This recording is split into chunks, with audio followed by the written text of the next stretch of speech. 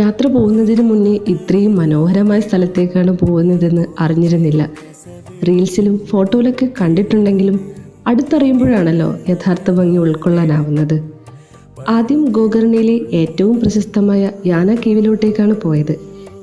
ഈ ഒരു സ്ഥലമൊക്കെ എങ്ങനെ ഉണ്ടായതെന്ന് ആലോചിച്ചിരുന്നു പോകും. പ്രകൃതിയുടെ ഒരു അത്ഭുതം തന്നെയല്ലേ? പക്ഷേ ഈ ഒരു അത്ഭുതത്തിന് പിന്നിൽ കാരണങ്ങളുണ്ട്. വർഷങ്ങളെടുത്ത് നദികളിൽ നിന്നും കടലിൽ നിന്നുമുള്ള ടൈനി പാർട്ടിക്കിൾസ് സെഡിമെൻ്റ് ചെയ്ത് ഫോം ചെയ്തതാണ്. 1-2 വർഷങ്ങളെടുത്ത് ഉണ്ടായതല്ല, ഏകദേശം 270 കോടി വർഷങ്ങളെടുത്താണ് ഉണ്ടായത്. ആലോചിച്ച് നോക്കി, 270 കോടി വർഷങ്ങൾ. ഇതിൻ്റെ മടിത്തട്ടിലായി ഒരു ശിവലിംഗമുണ്ട്. സോ വിശ്വാസികളെ സംബന്ധിച്ച് ഇതൊരു കാരണം കൂടെയാണ് ഇവിടെ വരാൻ. ജിയോളജിക്കൽ ആൻഡ് റിലീജിയസ് ലാൻഡ്മാർക്ക് കൂടെയാണ് യാന കേവ്. യാന കേവിൽ നിന്നും 8 കിലോമീറ്റർ ദൂരെയാണ് വിഭൂതി വാട്ടർഫോൾ.